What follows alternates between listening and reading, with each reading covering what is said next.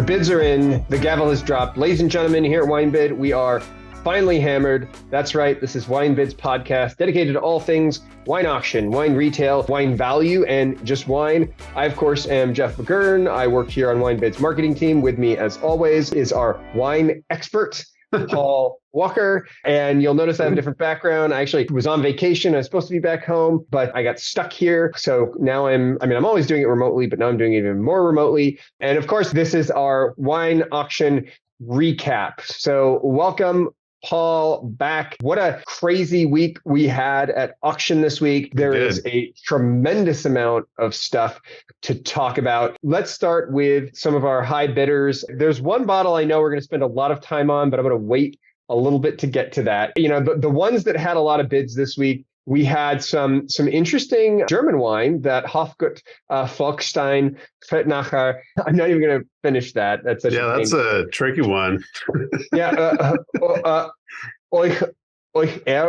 Erzberg Riesling, and that one. 9 bids took it from, we had 4, 9 bids took them from 25 to 46. I always think it's cool when you see something, some German wine getting a lot of action.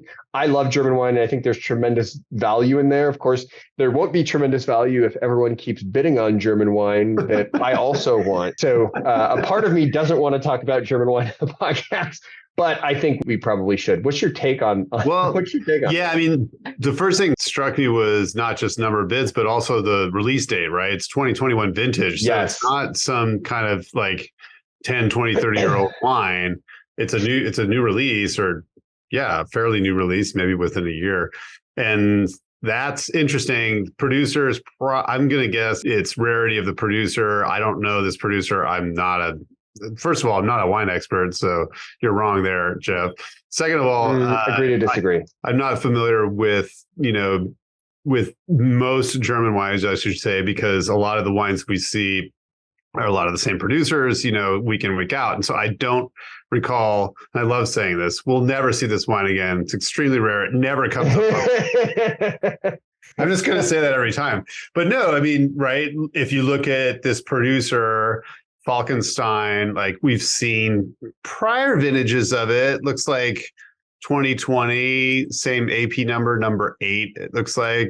And all of them have all been somewhere in the 45 to 50 range. So I think this one just it sold where it belongs in the market as far as, our prior sales for the 2019 and 18. So this is one of those things where, we've seen prior examples from just last 3-4 vintages, and it's all kind of hammered around the same thing. So I'm just saying it's rarity. It's a rare one. This one is interesting because winemakers Erich Weber apparently, and I have not had Hofgut Volkstein. No, I've never seen the label. But they make ultra traditional, very dry tasting sour Rieslings. They've got about, from what I understand, I think they have like 9 hectares. So it's not like a massive production or anything. So I think it makes sense for anybody who's interested in your very traditional dry Riesling. Like, this is going to be a perfect producer. Let's talk a little bit about, we had the 2018 Mount Mary Yarra Valley Quintet. We had 6 of them. 8 bids took them from $80 to just about $110. And I thought that was an interesting jump right there for those. So there were, I wanted to sort of tie that into, there were some super rare Australian wines in last week. And this was one of them, Mount Mary, again, right? Young vintage, 2018, not around, hasn't been out for too long. I believe we've seen prior examples of this wine. And maybe just a sort of a smattering of sales of various earlier vintages, actually going back to mid 90s, So, and they've all been, they're not inexpensive. So this one is one example. And then the Wendure wines were the other I wanted to talk about because they're super, super rare. And they've all kind of been, because I follow these wines kind of whenever they come up in auction. I'm like, oh, cool. I've bid on them, but I usually get outbid. And this week they just took off, right? That further down the list on number of bids the 01 was Cabernet the 01 Cabernet Malbec. And I was like, Wow. That, Like 210. That's 7 bids, started at 75, hammered at that's 210. yeah. So this stuff is just blown up. I mean, it has been, the last time this vintage was in auction was in '07. So, Whoa.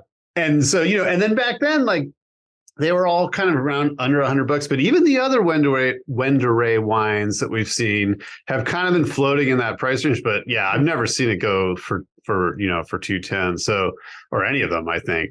So that was cool. So there are definitely some seriously rare and sought after bottles in last week. The other thing I just wanted to point out a little further down, because it's kind of interesting, since it didn't more than double in price, but there were some Irie wines that got a lot of bids. 16 Gaia de Gromies Barolo got quite a few bids. That was kind of interesting. For more single bottles, got a lot of action. That 92 Colin Delager, Chassagne Montrachet Verger, that got a lot of action. So, and we also didn't get to mention these last week because obviously we were both out of town or offline, but a number of things that, got a lot of activity, and ultimately I think we were most blown away by what's coming next. I think you were telling me the one you were really watching was a 2021 Belglas Pinot Noir. Right. That was, but for me, was I didn't know. Well, that's what I remember. And then I think I had to alert you to what I consider to be an epic bottle. And this is one where I have seen one in person at the actual winery. They have one sitting there in the winery, and it's not even behind glass. Like, I was joking with them, like, I could grab this and take it out to, like, if I grab this, like, and ran to my car, like, do you think you guys could catch me before I could get in the car, lock the doors, open it up, and drink it? And yes, they could, because you'd get lost trying to drive down the driveway. The driveway, which is a pain driving. But they sort of nervously laughed at me. And I got this feeling that they kind of regretted maybe allowing me in the building. But most wineries do regret allowing you in the building. Yes, that is true. I'm surprised it took them that long. But this one, we had 2 bottles of this, and they got some of the most bids, but there were also some of the top performers just in price. They started at $2,890 per bottle, and they ended up one hammered at $15,500, the other hammered at $17,200. Ladies and gentlemen, this is from one of my favorite producers, 1969 Chapelet Cabernet Sauvignon. Just an epic bottle. For me, it is my preferred sangria wine. It makes a tremendous sangria. No. Obviously, oh boy, this wine is, I've never had it. Paul, you have had it. Talk to me about what it was like to drink this wine. Was it transcendent? Yeah, no, there are a handful that stick out. I can't say that like it was far and away, 20 times better than the 69 Mondavi, because I had that wine. I had that wine at the same time. I had it a couple times past that as well. And 69 Mondavi always sticks out as just one of the most amazing California Cabernets and wine experiences I've had. And Chapelet was very, very similar, again, at a tasting where, it's not like I was splitting a bottle with somebody and we had time to deconstruct it, but a lot of people trying the same wine type thing. So I got, I don't know, a couple ounces, but it was a long time ago too. So anyway, it's a phenomenal wine, and it's known, I think, among collectors as well as being, sort of one of these unbelievably amazing Cabernets from way back when things were pretty funky, and especially up on Pritchard Hill, there was nothing else there. We've talked about Chapelet so many times and how wild it was that there was this property up there with nothing else around. And as you know, it feels extremely remote, even though you're just a few minutes off Silverado Trail. It's like very, very steep and wild up there. So you drive up there and you're like, you hear, I mean, I was a little bit scared driving up, and I was going like, am I going to be able to get down here? Is this actually, because like, it's not like the other wineries. There's no like massive sign that says Chapelet. Like, There's like Right. numbers. Yeah, no, it's to imagine them finding this property in the first place. It's pretty interesting. And how do the trucks get up and down there? yeah, who knows? It's because it's so steep. It must have So been steep a and massive windy. challenge. And yeah, planting and everything else. Just, yeah, you're right. Like building materials and everything must have been a complete nightmare. But somehow they knew what they were doing because it's incredible wine. So yeah, that's a record for us for sure. That's definitely a record. So very extremely rare bottle. By the way, are you talking about the 1969 Robert Mondavi Cabernet Sauvignon, just the regular one? Yeah, which there is one in this week.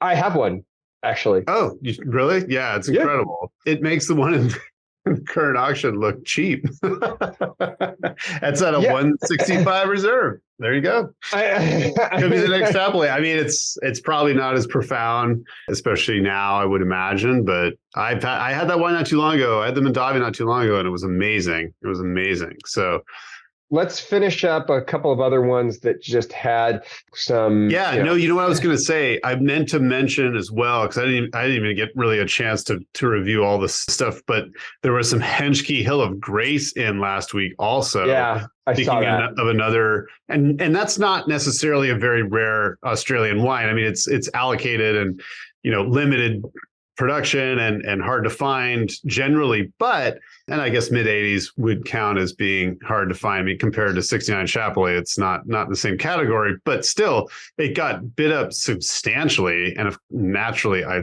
lost my place and I can't find it, but it started at 475 at Hammered at 615. Thank you. Yeah. With 4 bids. I always keep track of Henschke. This is a funny one because we have some family friends who live in Australia. And one of them is a wine collector, I guess. And one of my family members was meeting them in Hawaii and they wanted to bring them a nice bottle of bourbon. So they asked me for one. And they said, oh, if you want anything from Australia, let us know. And I said, yeah, I like a bottle, any vintage of Henschke Hill of Grace, right? And they were like, yeah, sure. No problem. Sure, no problem. No problem. We'll make sure they grab it for you. I'm like, great. And then they come back and they're like, it's $850 at retail in Australia. Get it for me. Yeah, what's your point? I got you a $60 bottle of bourbon. I feel like, the least you could do is get me. The funny thing is, it is $850 at retail on release in Australia. So, this is one of those things where, yes, is Henschke expensive? Yes, but on the secondary market, it's actually quite reasonably priced when you consider, what you're going to pay for it at retail. Yeah, no, it's true. And that's yet another, sort of benchmark wine, for lack of a better term, that has just shot up in price as far as the release, retail release pricing. I mean, it's crazy how much more it is now than it was just a handful of years ago. So go figure. Now, let me ask you this: Henschke versus Grange. Have you had both? What would you pick? All the thing, price notwithstanding. I don't know. That's so hard. That's so hard to say because different wines, different categories. I'd probably just pick Henschke because it's more limited. It's not, it's not a big brand. Not owned by Treasury. But I don't have enough experience. That's the thing. I don't have enough experience, especially with older ones. I only ever tasted it on release when I used to work, retail years and years ago. So I've had very few examples in the last 20 years that, I mean, I probably had it, I don't know, 5 or 6 times in the last 20 years. Henschke or Grange? Hello, Grace. Yeah. Fenwell's Grange had many, many more times. And you can taste it down the street from us over at the Broker's tasting room right down here in Napa. So let's talk about 1987 Spring Mountain Cabernet Sauvignon. 8 bids took it from $80 to $165. Yeah, that's great wine. So I think word got out because I actually just tasted this with our friends down the street a couple weeks ago, and everybody was blown away. And 87 has, much more recently been recognized as an amazing Napa Valley vintage. It always has been. Collectors have known this forever, but I think now it's public knowledge in the wine collector realm, as it were. So I'm not surprised at that. And it's fantastic stuff. We just tried it, as I said, it was excellent. It's very, very good. Before we wrap up, let's quick take a look at some of the heavy hitters here. Heavy a hitter as Chapelet 69 Chapelet is, and a 69 Chapelet is a heavy hitter. I guess on a per bottle basis, it was our biggest lot. However, it was barely eked out by a 6-bottle lot OWC of 01 Domaine Romani Conti Latache. I actually think didn't we mentioned this like 2 weeks ago? I was just going to say, because we were talking about how like you don't really see 6-bottle lots of OWC of DRC. Banded too. Don't forget this arrived to us as a banded case. It's in the description. We don't want to forget that. So, what do you mean by that? Like, explain everyone what metal. They have metal bands around them, and it arrived in the original wood banded case. So it had this metal that had to be cut before the inspectors could, review each bottle. And so that's mentioned in the inspection notes, which is pretty cool because you don't see those as often. Well, that one sold for $25,800, which is a steal for a banded case, 6-bottle lot of DRC Latache. For the money, it's definitely a better deal than buying old funky California Cabernet. I mean, dollars to dollars. But look, let's be honest. The 69 Chapelet, you're not buying old funky Cabernet. You're buying a piece of history. That is an epic bottle. Like that's a piece of history right there, right? I know. Well, after I believe I explained it to you, I feel like it's true. And Jeff, really on your radar. Until I met you recently, I'd never heard of Chapelet before. Well, you heard it here on the podcast. This is recorded. Paul said that. We will be using that quote again sometime. Maybe it's your hype of this particular winery that it pushed the price of the 69 so high. So maybe you can take credit for that. I have been talking about Chapelet more recently. This did shoot up in price. Logically, the two must be related. There's no fallacy at all there. I take full credit for the popularity of the 69 Chapelet Cabernet Sauvignon, which I do believe we've actually discussed the 69 Chapelet Cabernet Sauvignon on this podcast before. So this really, I think we can safely say this is the finally hammered effect. So obviously we had those two going for 17.2 and 15.5. We had a 2017 DRC Romani Conti go for $15,150. We had 2 bids on a 79 Jaillet Richebourg. This one started at $66.35, hammered at $7,635. So interesting to see some action on the Jaillet. Yeah, that was another example. Wine that had been in auction for a while and then got bid back up after the price dropped a couple of increments. So I think that's kind of one of those things where we were talking about price corrections on some seriously heavy hitter producers, and Henri Jaillet is absolutely one of those. And so that's kind of an interesting indicator, if you want to call it an indicator. It's just an interesting example, I should say, of something that got a little bit of action after it had rolled, when you probably could have secured it for the same price a couple of weeks ago. But right. Anyway, always fun to see that. We had 2020 Screaming Eagle Cabernet Sauvignon 3-bottle lot OWC. That sold for $74.95. That I thought is interesting. I've been watching this because I feel like it's, came out recently. It's been bouncing around. Yeah, it's weird. It's weird. It got bid up more after it had already been in auction for a couple of weeks, different examples were sold for more after it had been released, which is rare. Typically, the first time it goes up for auction, it gets bid way up, and then, others want to sort of join the party and throw in a lot more inventory, and the price gets a little soft. But that did not happen here. It did not happen this time. Well, we first saw it $79.85. Yeah. Then a week later, it sold for $73.95 and $7,300. We had 2 of them. Then a week later, it sold for $8,060. We had 3 lots sell for $8,060. 4 lots sell $8,060. Right. Then and a week later, doesn't make sense. When there's more inventory, the price is higher. The price went up. Yeah. Then a week later, it dropped down to $7,700. And then we didn't see it for a couple weeks or 3 weeks. And now we're seeing it's dropped down to $74.55. I guess my question is, prediction, put your prediction hat on, put your wizard cap on, looking to fill out your crystal ball, looking to the future. Do you think this is going to stick around at 7,500? Do you think we're going to see it recede a little bit closer to 7,300? I think it's going to slowly increase because, this is one of those very interesting vintages in Napa. It's controversial for red wines because of all the fires. And there were some winemakers who flat out didn't make red wine in 2020. And there's also controversy surrounding, let's just say, marketing about, picking before or after, fires, or let's say, I'm just going to leave it at that. But anyway, there were many fires in 2020 and they were in various parts of the valley, unfortunately. And so it's a challenging, controversial one. And I think that's just going to push up the price because there isn't that much, in the way of 2020 red wine from Napa that, just available. So I think this is a rare collector's item, if you will. And we'll see. But I just think the price is going to keep going up. Do you think it's fair to call 2020 Napa Cabs the single malt Islay edition of Napa wine?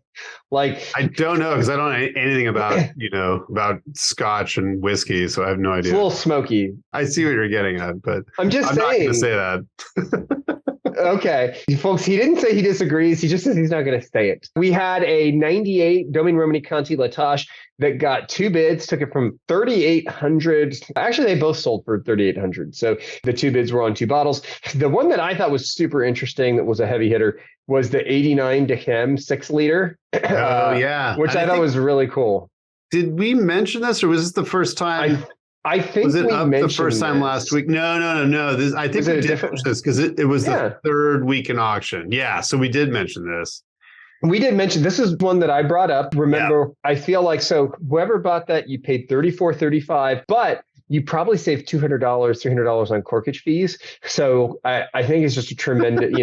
You can almost. I think the restaurants have gotten hip to your scam, Jeff, and I think they all now specify per 750 milliliter. 750 milliliter. Because I'm seeing that now from, as we've gone to a couple of places recently, I'm seeing that happen. Oh, you know what I did want to mention before we wrap up the review, because I know we've got a lot to cover, but speaking of Penfolds Grange, there was a 78 3-pack that was in at 1755. So, that's I think Hill of Grace would go for quite a bit more just because based on the rarity. Now, I don't know. 78 wasn't the best vintage for Grange. I think like 68 and some other vintages are much, much more expensive, but still it's a relatively not insane price for one of the flagship wines of Australia, especially from with that much time on it. So, I mean, you're looking at $5.85 a bottle. I always like to point out that, I occasionally will see Grange at my local Costco on release, and I think I saw 2018 for $5.99. So $5.85 for one that's got, that amount of age on. I mean, you're looking at, what are you looking at? 45 years of age. I'm sure somebody bought that for a birthday bottle or something like that. Right. I actually think I've seen a lot of Granges go for closer to the $400 mark. Yeah. 450 to 5, I feel like you can definitely get Grange for. I think this one maybe went for a little bit more because it's OWC potentially, which I feel like I have not seen in auction nearly as much as your single bottles of Grange. So from that perspective, I do think it's a tremendous deal when you compare it to stuff on release. But you're right, 78, not as good as 81 was a much better vintage for Grange and people. I just kind of feel like, almost any 80s vintage of Hill of Grace is now going to be over $500, considering the 86 went for $615, up from $475. So again, I think it just goes back to rarity because we had actually a pretty decent history of sales on the 86 Hill of Grace going back all the way to 03, where it was only $155, but I'm actually surprised that we've seen that many examples of it because it's sold quite a few times over the years.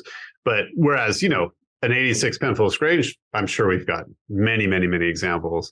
And same thing with the 3-packs. I didn't look, but I'm sure there have been other sales of that. The Hill of Grace I've been keeping track of, and I feel like Hill of Grace has been going for closer to $500, maybe mid 500s. So to see this one sort of break out of that, I thought was super interesting.